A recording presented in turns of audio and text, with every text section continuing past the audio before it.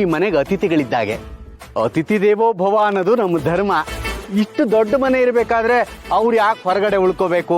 ಅವ್ರನ್ನ ಇಲ್ಲೇ ಕರೀರಿ, ನಾವು ಅವ್ರ ಸೇವೆ ಮಾಡಿ ಪುಣ್ಯ ಕಟ್ಕೋತೀವಿ. ಅಯ್ಯೋ ಬೇಡ ಬೇಡ ಬೇಡ ಬೇಡ, ಸುಮ್ಮನೆ ಮನೆಯವ್ರಿಗೆಲ್ಲ ಯಾಕೆ ತೊಂದರೆ? ನನಗೆ ಇಲ್ಲಿ ರೂಮ್ ಎಲ್ಲಿದೆ ಅಂತ ಹೇಳ್ಬಿಡಿ, ನಾನು ಅಲ್ಲಿ ಉಳ್ಕೊಳ್ಳೋದಕ್ಕೆ ಹೇಳ್ತೀನಿ ಅವ್ರಿಗೆ. ಇದ್ರಲ್ಲಿ ತೊಂದರೆ ಏನು ಬಂತು? ಹೊರಮನೆ ಅಂತ ಮನೆ, 106 ರೂಮ್ಗಳು, ಜೊತೆ ಗೆಸ್ಟ್ ಹೌಸ್ ಬೇರೆ ಇದೆ. ಎಲ್ಲೋ ಒಂದ್ ಕಡೆ ಉಳ್ಕೋತಾರೆ. ನೀವು ಅವ್ರನ್ನ ಕರೀರಿ. ಅವ್ರಿಗೇನಾದ್ರೂ ಇಲ್ಲಿ ಬರೋದಕ್ಕೆ ಸಂಕೋಚ ಇದ್ರೆ ಹೇಳಿ, ಅವ್ರ ಫೋನ್ ನಂಬರ್ ಕೊಡಿ, ನಾನೇ ಫೋನ್ ಮಾಡಿ ಬನ್ನಿ ಅಂತ ಕೇಳ್ಕೊತೀನಿ. ಇರ್ಲಿ ಪರವಾಗಿಲ್ಲ, ಅವ್ರು ನನ್ನ ಫ್ರೆಂಡ್ ಅಂದಮೇಲೆ ಅವ್ರನ್ನ ನಾನೇ ನೋಡ್ಕೋಬೇಕಲ್ವಾ, ಅವ್ರು ನನ್ನ ಜವಾಬ್ದಾರಿ. ಸುಮ್ಮನೆ ಈ ಮನೆಗೆ ಹೊರೆ ಆಗೋದು ಯಾಕೆ ಅಂತ. ಅಯ್ಯೋ ಅಯ್ಯೋ ಅಯ್ಯೋ, ಎಂಥ ಮಾತಾಡ್ಬಿಟ್ರಿ ಅಳಿ ಅಂದ್ರೆ. ಮೆಚ್ದೆ ನಿನ್ ಸ್ವಾಭಿಮಾನನ. ಆದ್ರೂ ನಿಮ್ ಸ್ನೇಹಿತರು ಈ ಮನೆಗೆ ಹೊರೆ ಆಗಲ್ಲ. ನೀವು ಸಂಕೋಚ ಮಾಡ್ಕೋಬೇಡಿ. ಅವ್ರ ನಂಬರ್ ಕೊಡಿ, ನಾನು ಫೋನ್ ಮಾಡಿ ಬನ್ನಿ, ನಾನೇ ಕರಿತೀನಿ. ಅಲ್ಲ, ಅವ್ರು ಇವಾಗಲೇ ಬರ್ತಾರೆ ಅಂತ ಹೇಳೋದಕ್ಕಾಗಲ್ಲ. ಅವ್ರು ಯಾವಾಗ ಬರ್ತಾರೋ ಅವಾಗ ಕರ್ಕೋಬೇಕಾಗುತ್ತೆ.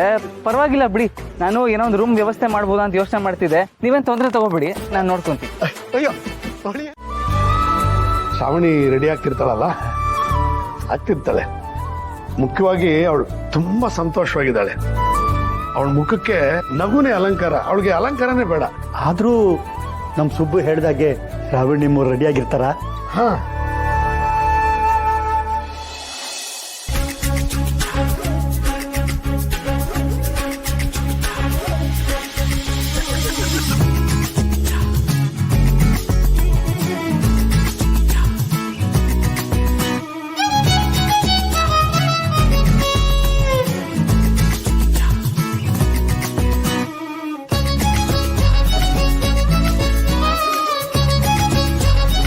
ಆಹಾ ಶ್ರಾವಣಿಯಮ್ಮ, ಈಗಲೂ ನೀವು ಕಾಲೇಜ್ಗೆ ಹೋಗೋ ಹುಡುಗಿ ಥರನೇ ಕಾಣ್ತಾ ಇದ್ದೀರಾ.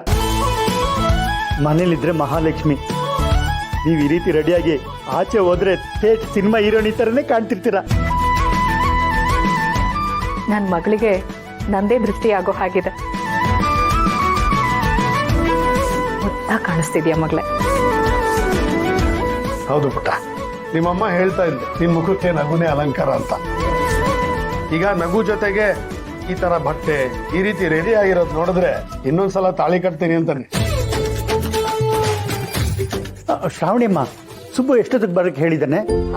ಮಾವ, ಅವನು ನನಗೊಂದು ಲೊಕೇಶನ್ ಕಳಿಸ್ಬಿಟ್ಟು ಅಲ್ಲಿಗೆ ಬರೋದಕ್ಕೆ ಹೇಳಿದ್ದಾನೆ. ಅಲ್ಲಿ ಕಾರ್ ಬರುತ್ತಂತೆ, ನನಗೆ ಕರ್ಕೊಂಡು ಹೋಗುತ್ತೆ. ಶ್ರಾವಣಿ, ಅಲ್ಲಿಗೆ ಹೋದ್ಮೇಲೆ ನೀನು ಕಾಲ್ ಮಾಡು. ಕಾಲ್ ಮಾಡ್ತೀನಮ್ಮ. ಸರಿ ಅಮ್ಮ, ನಾನು ಹೋಗ್ಬರ್ತೀನಿ. ಅಪ್ಪ ಹೋಗ್ಬರ್ತೀನಿ. ಒಳ್ಳೇದಾಗಮ್ಮ, ಹುಷಾರು.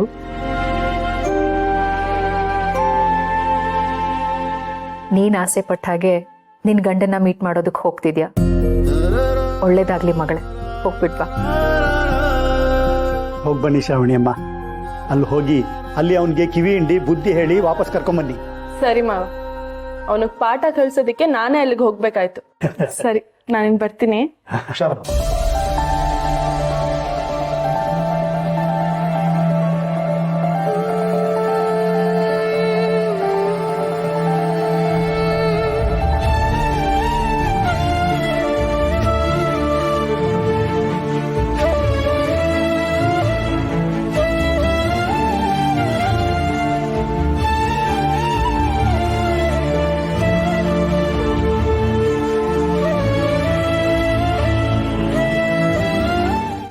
ಅಳ್ತಿದ್ಯಾ ನಂದಿನಿ? ಅಯ್ಯೋ, ಇದೊಳ್ಳೆ ಕಥೆ ಆಯ್ತು. ಇಷ್ಟು ದಿವಸ ಈ ಶ್ರಾವಣಿ ಅಳ್ತಾ ಇದ್ಲು, ಈಗ ನೀನ್ ಅಳಕ್ ಶುರು ಮಾಡಿದ್ಯಾ? ವೀರು, ಅವಳು ಎಲ್ಲಿಗೆ ಹೋಗ್ತಿದ್ದಾಳೋ, ಹೇಗಿರ್ತಾಳೋ, ಚೆನ್ನಾಗಿರಲ್ವೋ, ಇದು ಯಾವ್ದು ಗೊತ್ತಿಲ್ಲದೆ ನಾವು ಅವಳನ್ನ ಕಳಿಸ್ಕೊಡ್ತಿದೀವಿ. ಯಾಕೋ ಒಂಥರ ಸಂಕಟ ಆಗ್ತಿದೆ. ನಂದಿನಮ್ಮವ್ರೆ, ಯಾಕೆ ಯೋಚನೆ ಮಾಡ್ತೀರಾ? ಅಲ್ಲಿ ನನ್ನ ಮಗ ಇದ್ದಾನೆ. ಅದಕ್ಕಿಂತ ಹೆಚ್ಚಾಗಿ ಶ್ರಾವಣಿಯಮ್ಮವ್ರನ್ನ ಕಣ್ಣಲ್ಲಿ ಕಣ್ಣಿಟ್ಟು ನೋಡ್ಕೊಳ್ಳಿಕ್ಕೆ ಒಂದು ಜೀವನೇ ಇದೆ ಅಂತ ಹೇಳ್ಕೋಬಹುದು. ಅವನು ಇರ್ಬೇಕಾದ್ರೆ ನಮ್ಗೇನ್ ಚಿಂತೆ? ಅವ್ನು ಚೆನ್ನಾಗಿ ನೋಡ್ಕೊತಾನೆ ಬಿಡಿ. ಶ್ರಾವಣಿ ಎಷ್ಟು ಹಠ ಮಾಡಿದಾಗ ನಮ್ಗೆ ತಡೆಯಕ್ಕಾಗ್ಲಿಲ್ಲ. ಅವಳು ಇಲ್ಲಿದ್ದಿದ್ರೆ ದಿನ ಇಡೀ ಹತ್ತಿರೋಳು, ದುಃಖ ಪಟ್ಟಿರೋಳು. ಅದ್ರ ಬದಲು ಸುಬ್ಬು ಜೊತೆ ಇದ್ರನ್ನೇ ವಾಸಿ. ಒಬ್ಬರನ್ನ ಮಿಸ್ ಮಾಡ್ಕೊಂಡು ಇನ್ನೊಬ್ರು ಇರೋ ಬದಲು ಅವ್ರ ಜೊತೆನೆ ಇದ್ದು ಏನೇ ಕಷ್ಟ ಬಂದ್ರು ಎದುರಿಸೋದು ಒಳ್ಳೇದಲ್ವ ನಂದಿನಿ? ನೀವ್ ಹೇಳೋ ಮಾತೆಲ್ಲ ಸರಿಯಾಗೇ ಇದೆ ವೀರು. ಆದರೆ ನಿಮ್ಮ ಮಾತುಗಳು ನನಗೆ ಸಮಾಧಾನ ಕೊಡ್ತಿಲ್ಲ ವೀರು. ಇಷ್ಟು ದಿನ ಶ್ರಾವಣಿ ಸುಬ್ಬುನ ಮಿಸ್ ಮಾಡ್ಕೊಂಡು ಅಳುವಾಗ ನಾನು ಅವಳಿಗೆ ಸಮಾಧಾನ ಮಾಡ್ತಿದ್ದೆ. ಆದರೆ ಇವತ್ತವಳು ಹೊರಟಿದ ತಕ್ಷಣ ನಾನೇ ಅವಳನ್ನ ಮಿಸ್ ಮಾಡ್ಕೋತಿದ್ದೀನಿ ಅನ್ನಿಸ್ತದೆ. ಸರಿ, ಹಾಗಾದ್ರೆ ಬನ್ನಿ ಎಲ್ರೂ ಒಟ್ಟಿಗೆ ಹೊರಡೋಣ.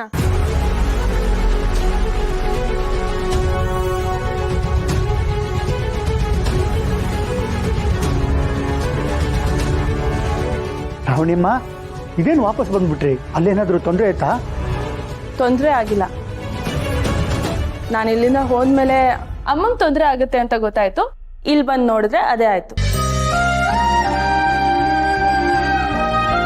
ಅಮ್ಮಂಗೆ ನನ್ನನ್ ಬಿಟ್ಟಿರೋದಕ್ಕಾಗಲ್ಲ, ನಂಗೆ ಅಮ್ಮನ್ ಬಿಟ್ಟಿರೋದಕ್ಕಾಗಲ್ಲ, ನಾವಿಬ್ರನ್ನ ಬಿಟ್ಟು ಅಪ್ಪಂಗಿರೋದಕ್ಕಾಗಲ್ಲ.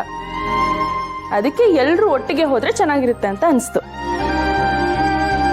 ನಿಮ್ದೊಳ್ಳೆ ಕಥೆ ಆಯ್ತಲ್ಲಮ್ಮ. ನಾವೇನು ಫ್ಯಾಮಿಲಿ ಟ್ರಿಪ್ಗೆ ಹೊರಟಿದ್ದೀವಿ, ಅಲ್ಲಿ ಸಮಸ್ಯೆ ಇದೆ ಅಂತ ಸುಬ್ಬು ಹೇಳ್ದ. ಅವನು ನಿನಗ್ ಬರಕ್ ಹೇಳಿರೋದೇ ದೊಡ್ಡ ವಿಷಯ. ನಾವು ಹೋಗಿ ಕೂತ್ಕೊಂಡ್ರೆ ಅವ್ರಿಗೆ ತೊಂದರೆ ಆಗಲ್ವಾ? ಹೌದು ಅಮ್ಮೋರೆ, ನೀವು ಅಲ್ಲಿಗೆ ಹೋಗಿ, ನೀವು ಅಲ್ಲಿ ಹೋದ್ಮೇಲೆ ಅಲ್ಲಿನ ವಿಚಾರ ಎಲ್ಲ ಚೆನ್ನಾಗಿ ನಿಮ್ಗೆ ಗೊತ್ತಾಗುತ್ತೆ. ಅಲ್ಲಿನ ಪರಿಸ್ಥಿತಿ ನಿಮ್ಗೆ ಅರ್ಥ ಆಗುತ್ತೆ. ಆಮೇಲೆ ನೀವು ನಮಗೆ ಕಾಲ್ ಮಾಡಿ, ನಾವು ಬರ್ಬೋದು ಅನ್ಸಿದ್ರೆ ನಾವೆಲ್ಲ ಒಟ್ಟಿಗೆ ಬರ್ತೀವಿ. ಸಾರಿ ಪುಟ್ಟ, ನೀನು ಹೊಡ್ತಿದ್ದ ಹಾಗೆ ಮನ್ಸಿಗೆ ಒಂಥರ ಸಂಕಟ ಆಯಿತು. ಆದರೆ ನಿಮ್ಮ ಅಪ್ಪ ಮತ್ತೆ ಪದ್ದು ಹೇಳೋದು ಸರಿಯಾಗೇ ಇದೆ. ನೀನು ಅಲ್ಲಿಗೆ ಹೋಗ್ಬಿಟ್ವಾ? ನೀನು ಅಲ್ಲಿಗೆ ಹೋಗ್ತಿದ್ದಾಗೆ ಫೋನ್ ಮಾಡು. ನಾವೇನಾದರೂ ಬರಬೇಕು ಅನ್ನೋ ಪರಿಸ್ಥಿತಿಯಲ್ಲಿ ಬಂತು ಅಂದರೆ ನಾವೆಲ್ಲರೂ ಖಂಡಿತ ಬರ್ತೀವಿ.